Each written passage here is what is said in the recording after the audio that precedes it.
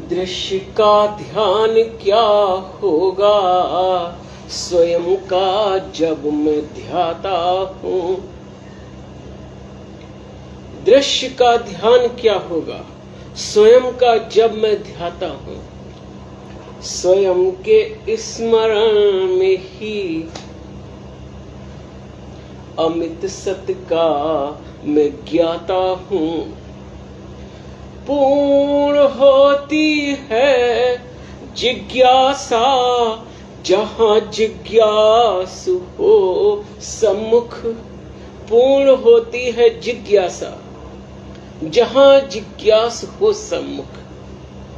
स्वयं से हो के सम्मोहित स्वयं के गीत गाता हूँ। तुम्हारा स्वयं का ही सम्मोहन, उसका प्रक्षेपण तुम्हें मृत तृष्णा में भटकाता रहता है और यही तुम्हें पता नहीं। तुम्हारे अंदर की ही सुगंध तुम्हें बाहर भरमा रही है। तुम्हारे ही अंदर का सौंदर्य तुम्हें बाहर भटका रहा है। तुम्हारे ही अंदर का संगीत तुम्हें बाहर अन्वेषण करने के लिए कह रहा है। पर ऐसा क्यों हो रहा है? मूर्छा में।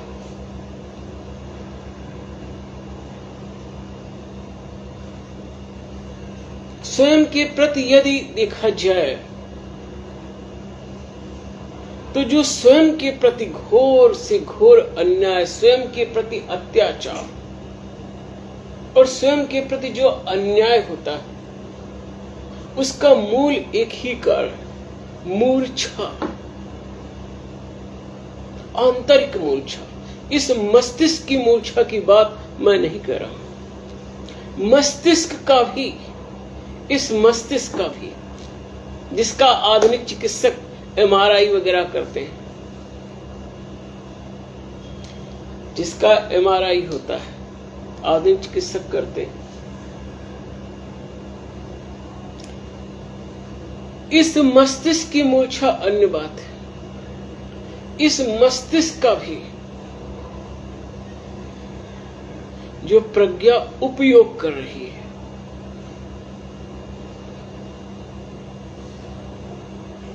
जो स्वतः सिद्ध प्रज्ञावान, जो स्वतः सिद्ध ज्ञान में है, उसका मूर्छित हो जाना। और ये स्वयं का जो मूर्छित हो जाना है अनंत समस्याओं का मूल कारण है। जैसे कोई सो रहा हो गहरी निद्रा में, उसको एक घनघोर जंगल में चला दो, चलने लगे। बहुत से लोगों को नींद में चलने की बीमारी होती है। कोई बहुत नशे में हो, बहुत ही किसी मादक पदार्थ के सेवन से नशे में हो, उसको घनघोर जंगल में डाल दो तो क्या होगा? भटकेगा ही। ऐसे ही है जो अंतःकरण है हमारा, मूर्छा के कारण। जो कुछ भी बाह्य जगत में अन्वेषण कर रहा है, जिसके लिए भाग रहा है, वो सब अंतस में ही है। और संक्षिप्त में कहूं तो स्वयं को ही हम बाह्य जगत में खोज रहे हैं। कोई राज सत्ता की साधना में खोज रहा है, कोई धन की खोज में है, कोई किसी कामना की खोज में है, कोई किसी कामना की खोज में है। और जब तक कोई खोज में है, मूर्छा है। खोज ही मूर्छा है, अन्वेषण ही मूर्छा है। कभी संयोग से, जिज्ञासा से या भगवत कृपा से जब अंतर यात्रा कुछ कुछ होने लगती है, फिर कुछ अनुभूति होती है, तो तुम्हें आभास होने लगेगा कि मैं तो मूर्छा में हूं। या निशा सर्वभूतानां तस्याम जागर्ति संयमी, यस्याम जागृति भूतानि सा निशा पश्यतो मुनि। अब यह मूर्छा क्यों है, ये प्रश्न विकार निसार है। अगर मूर्छा से तुम्हें मुक्त होना है, लेकिन एक बात और भी है, तुम मानने को ही नहीं तैयार हो कि मैं मूर्छा में हूं, तुम मूर्छा में ही रहोगे। यदि तुम्हें लग रहा है कि मैं जागृत हूं और ये एक अनावश्यक दार्शनिक बातें हैं, तो ठीक है, इसी जागरण में जीवन में रहो।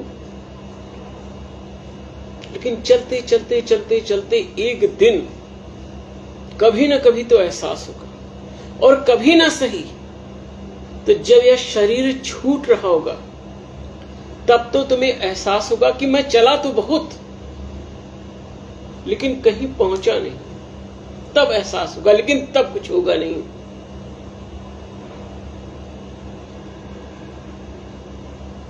तो अगर स्वयं की जिज्ञासा में या भक्ति भाव में तुम्हें कुछ आभास हो जाए कि अरे हम तो मूर्छा में, और जहां तुम्हें आभास हुआ, तुम्हारी मूर्छा का टूटना प्रारंभ हो जाएगा।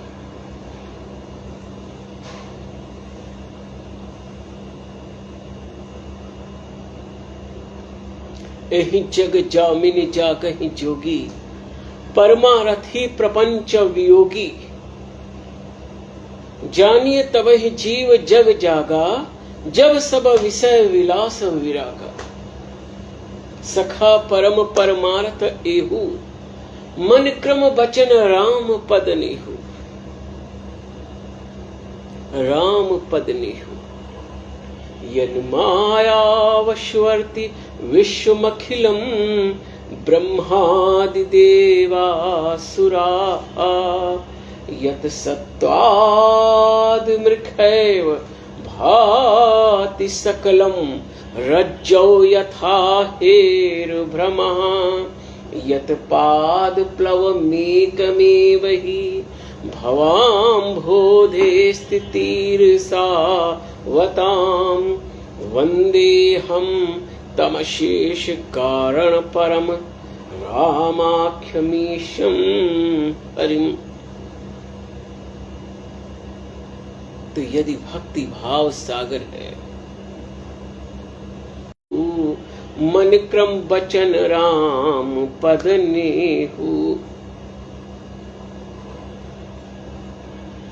जानकी वल्लभ श्री, जानकी वल्लभ प्रभु श्री राम की आराधना करो। कौन है मां जानकी? जनक सुता जग जननी जानकी, अतिशय प्रिय करुणा निधान की। ताकि जुग पद कमल मनावा, जासु कृपा निर्मल मति पावा। ये मां जानकी कौन है? मां सीता कौन है? उद्भव स्थित संहार कारिणीं, क्लेश हारिणीं, सर्वश्रेयस्करीं सीतां, न तो हम राम वल्लभाम।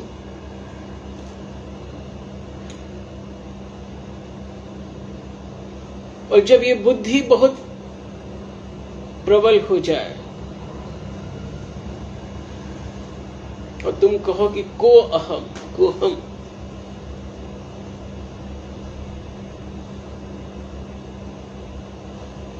कभी बुद्धि प्रधान हो जाती है, तो अगर ज्ञान मार्ग में आ जाओ। तीर्त्वा मोह अर्णवम्, तीर्त्वा मोह क्रोधादि राक्षसम शांति सीता समानीता आत्मा रामो विराजते। तीर्त्वा मोह अर्णवम, मोह रूपी सागर को तैरने के लिए, हत्वा काम क्रोध आदि राक्षसम शांति सीता समानीता आत्मा रामो विराजते।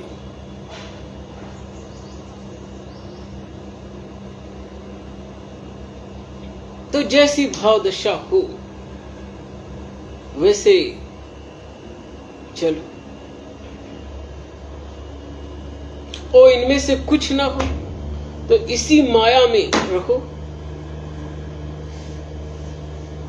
माया भी तो मायापति की है, लेकिन इतना तो हो सकता है कि माया में जी भर के चाहे धन कमाओ, चाहे राज सत्ता में कोई साधना करो या कुछ भी करो, लेकिन सात्विक अंतःकरण रखते हुए इतना तो हो सकता है कि जियो और जीने दो।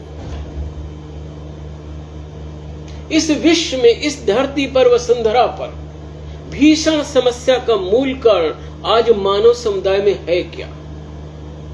यह भीषण घोर अनुचित अहंकार कि जो मैं सोचता हूं वही सत्य है और दूसरा असत्य, और जो दूसरा असत्य है उसको जब एक विचारधारा या चाहते कि यह जिए ही ना, तभी संसार में भीषण युद्धों का प्रारंभ होता है। आज तक संसार में हजारों सालों से आप देख लीजिए, ये जो संग्राम है क्यों होते? एक विचारधारा दूसरी विचारधारा वालों को जीने ही नहीं देना चाहती। अरे तुम भी जियो, दूसरा भी जिए, तुम अपनी स्वतंत्रता में जियो, वो अपनी स्वतंत्रता में जिए। और मनुष्य का कितना अहंकार है, वो परमात्मा को भी सीमाओं में आबद्ध कर रहा है कि इसी भाषा में परमात्मा बोलता है, इसी शास्त्र में परमात्मा बोला है, परमात्मा ऐसा ही है। अभिप्राय है कि जैसा हम सोचते हैं बस उसी भाषा में बोल रहा है, ऐसा ही उसका रूप है, वो चाहे निराकार हो चाहे साकार हो, ऐसे ही परमात्मा के लक्षण है। ये निर्णय कौन कर रहा है? मनुष्य की बुद्धि ही तो कर रही है। तो दूसरे को भी यह निर्णय करने दो कि परमात्मा कैसा है, उसकी आराधना कैसे की जाए। तुम अपने ढंग से आराधना करो, दूसरा दूसरे ढंग से आराधना करे। एको सत विप्रा बहुधा वदंती, हमारे वैदिक ऋषियों ने कहा, गोस्वामी जी ने कहा कि हरि अनंत, हरि कथा अनंता, कहां सुनहि बहुविधि सब संता।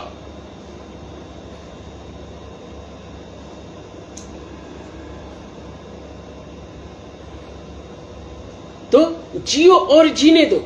लेकिन आज जो धरती पर इतना भीषण त्राही त्राही है, उसके मूल कारण में क्या है? एक विचारधारा दूसरी विचारधारा को समाप्त करना चाहती है। सभी को अपनी विचारधारा से जीने का अधिकार है, और यह भी परम कर्तव्य कि दूसरों को भी अपनी विचारधाराओं से जीने का अधिकार है। यह ध्यान रखना चाहिए।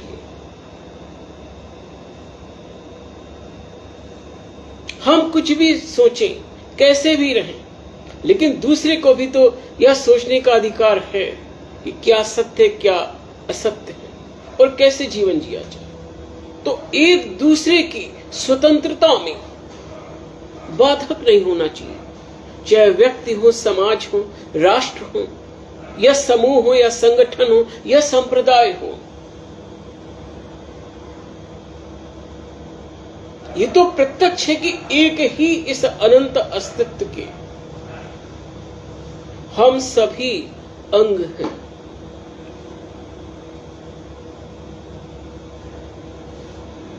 और जो ईश्वर परब्रह्म या परमात्मा की सत्ता को मानते हैं यदि श्रद्धा और भक्ति भाव से, तो वो ये क्यों भूल जाते हैं कि ईश्वर परमात्मा की इच्छा के बिना एक पत्ता भी नहीं हिल सकता है। वह अनंत ब्रह्मांड को चलाने वाला है। उसको जब जो करना होगा कर ही लेगा, और वही कर ही रहा है। मनुष्य को या मिथ्याभास या अहंकार हो जाता कि हम करने वाले हैं।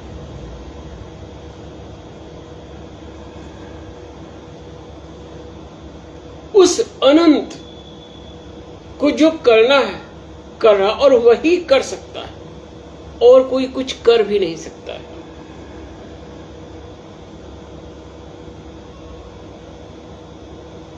अरबों अरबों लोग आए और गए, आ रहे जा रहे, फिर भी मनुष्य का अहंकार तो देखो। वो ईश्वर को भी सीमाओं में बद्ध करा कि मैं जैसे सोचता हूं ऐसे ही ईश्वर का अस्तित्व है, ऐसे ही उसका रूप है, और ऐसे ही उसकी आराधना होनी चाहिए। ये कैसी भक्ति है? ईश्वर तो अनंत है, हम उससे प्रेम कर सकते हैं और प्रेम में उसके सामीप्य का अनुभव कर सकते हैं। यह अनंत संसार ही तो उसका स्वरूप है। न शब्द गोचरम यस्य योगी ध्येयम परम पदम यतो यश्च स्वयं विश्वम स विष्णु परमेश्वरा।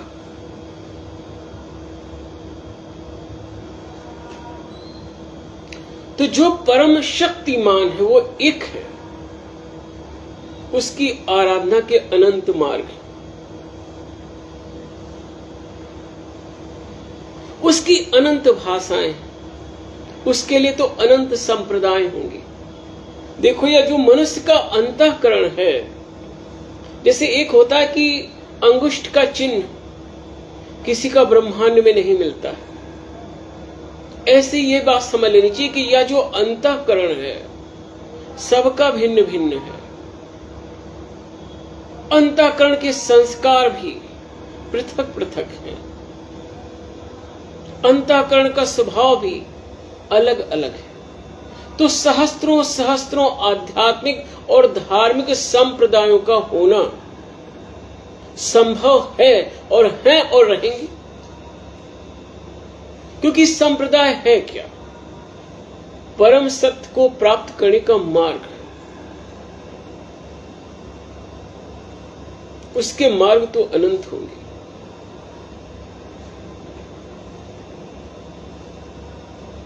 यह संपूर्ण अनंत ब्रह्मांड एक सूत्र में बंधा हुआ है। मनुष्य यह क्यों भूल जाता है कि किसी को दुख देकर हम सुखी नहीं रह पाएंगे, किसी को आंसू देकर हम आह्लाद में नहीं रह पाएंगे। जब संपूर्ण सृष्टि में आह्लाद का सागर होगा तो सृष्टि का कण कण आनंद से भर जाएगा। जियो और जीने दो।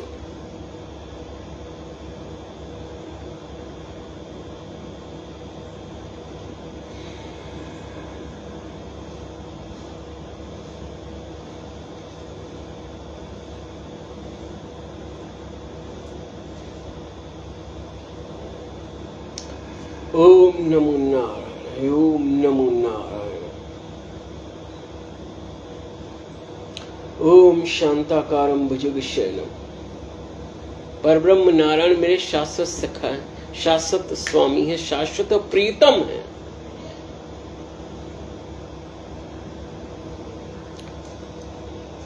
ओम शांताकारं भुजगशयनं पद्मनाभं सुरेशं विश्वाधारं गगनसदृशं मेघवर्णं शुभ्रं लक्ष्मीकान्तं कमलनयनं योगी ध्यान गम्यं वंदे विष्णुं भवभयहरं सर्वलोकैकनाथं। ओम नमो नारायण, ओम नमो नारायण, ओम नमो नारायण, ओम नमो नारायण। ओम नमो नारायण, ओम नमो नारायण।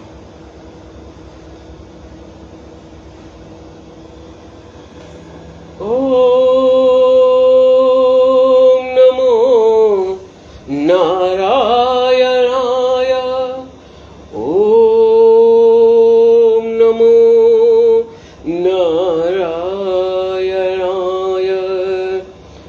ओम नमो नारायणाय, ओम नमो नारायणाय। अच्युतं केशवं राम नारायणं कृष्णदामोदरं वासुदेवं हरिं श्रीधरं माधवं गोपिकावल्लभं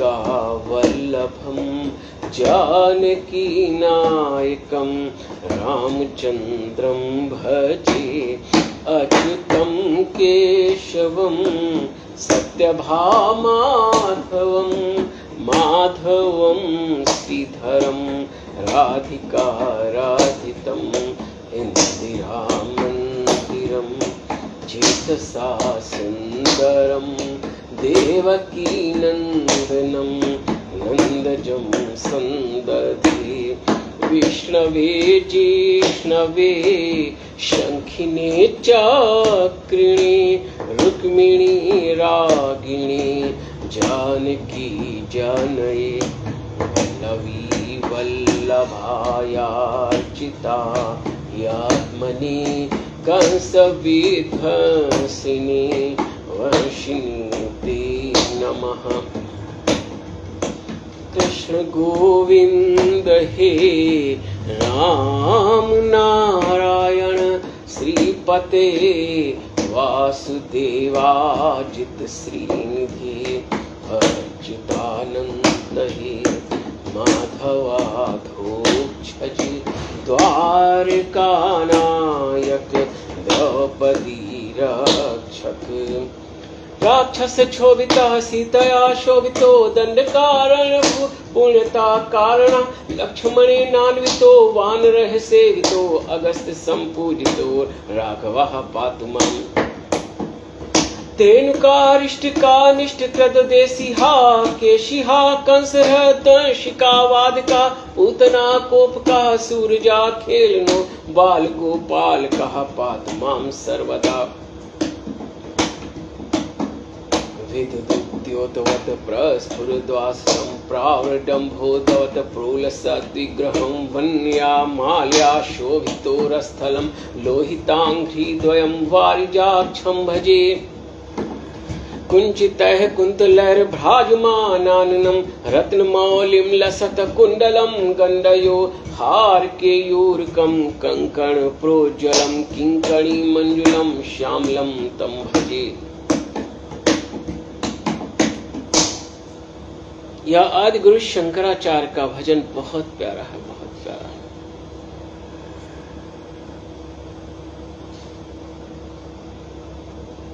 किसी साधारण व्यक्ति को तो आप समझ नहीं पाते, फिर जो महायोगी परम ज्ञानी समाधि में पहुंचे हुए आत्म तत्व का साक्षात करने वाले नारायण पर ब्रह्म के परम भक्त, उन ब्रह्म ऋषियों को कोई क्या समझ पाएगा। अब संसार में यह सत्य है कि आदिगुरु शंकराचार्य जो है अद्वैतवादी थे, लेकिन ये क्या है जब ये गा रहे हैं अच्युतम केशवम राम नारायणम कृष्ण दामोदरम वासुदेवम हरि, ये क्या है। कुंचितः कुंतलैर भ्राजमानाननम रत्न मौलिम लसत कुंडलम गंडयो हारकेयूरकम कंकण प्रोज्ज्वलम किंकणी मंजुलम श्यामलम तम भजे। यह आदिगुरु शंकराचार्य गा रहे। भजे व्रजैक मंडनम समस्त पाप खंडनम स्वभक्त चित्त रंजनम सदैव नंद नंदनम सुपिच्च गुच्छ मस्तकम सुनाद वेणु हस्तकम अनंग रंग सागरम नमामि कृष्ण नागरम। यह आदिगुरु शंकराचार्य हमारे गा रहे हैं।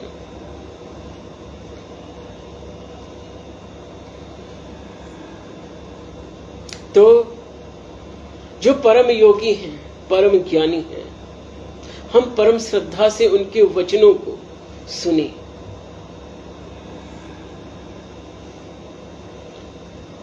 और उनके ग्रंथों का स्वाध्याय करें और उनसे जो भक्ति मार्ग में अध्यात्म पथ पे मार्गदर्शन प्राप्त होता है, उस मार्गदर्शन को हम स्वीकार करें। बहुत से आचार्यों के अलग अलग मत होते हैं, तो हमारे ब्रह्मर्षि व्यास कहते हैं कि खट पदवत, जैसे भ्रमर बहुत से फूलों से रस ग्रहण करता है, तो व्यास जी अपने शिष्यों से कहते हैं कि जैसे भ्रमर ऐसे कार्य करता है, तो ऐसे ही बहुत से आचार्यों को, ज्ञानियों को सुनो, शास्त्रों का स्वाध्याय करो और स्वयं के विवेक से जो तुम्हें सत्य प्रतीत हो उससे मानो। और सत्य का प्रमाण तो तब होगा जब तुम्हें सत्य की अनुभूति होगी।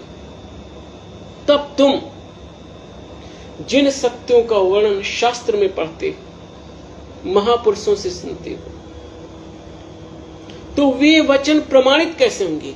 वो वचन तब प्रमाणित होंगे जब साधना और भक्ति भाव में तुम्हें अनुभव में वे सत्य आएंगे। तो अनुभव ही सत्य को प्रमाणित करता है। और जब तक अनुभव ना हो तो यह जो लौकिक बुद्धि है सहस्त्रों अर्थ लगाती रहती है, और बिना अनुभव के जो भी अर्थ लगाया जाएगा वह अनुभव तो नहीं होगा।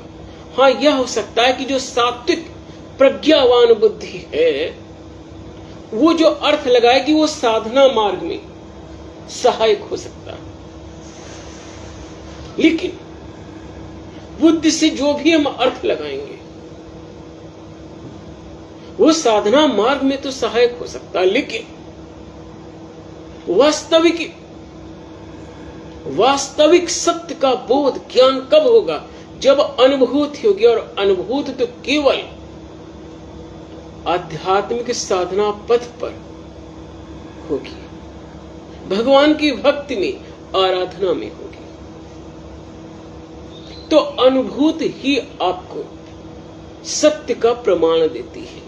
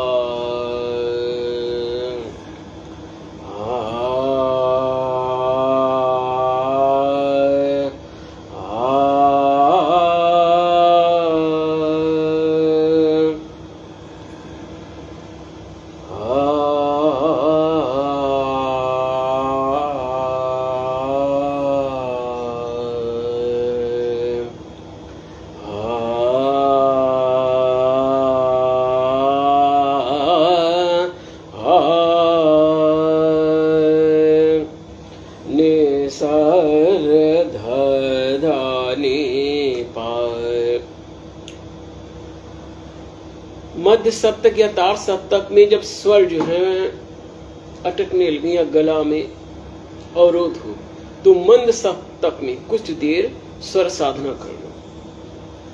सा नि सा धा धा धा नी पा म पा धा धा नी रे रे सा।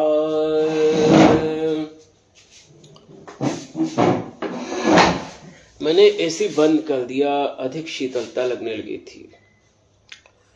सा नि सा धा धा धा नि पा म पा धा धा नि रे रे सा।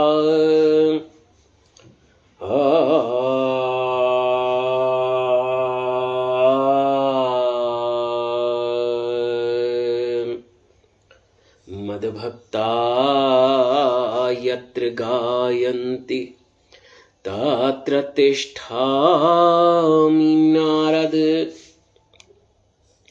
नाहं वसामि वैकुण्ठे योगिनां हृदये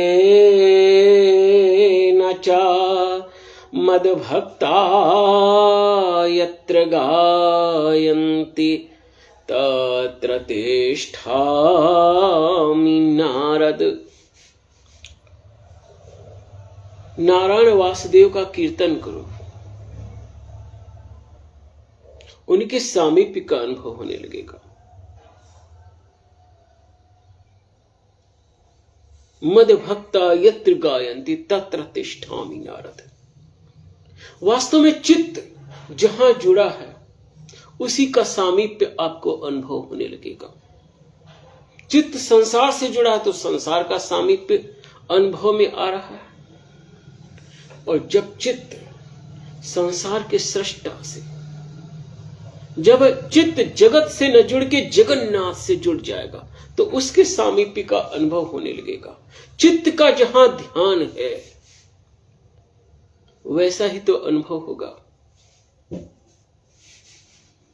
तो उसका क्यों न ध्यान किया जाए। जो आनंद सिंधु सुख राशि सी करते त्रैलोक सुपासी।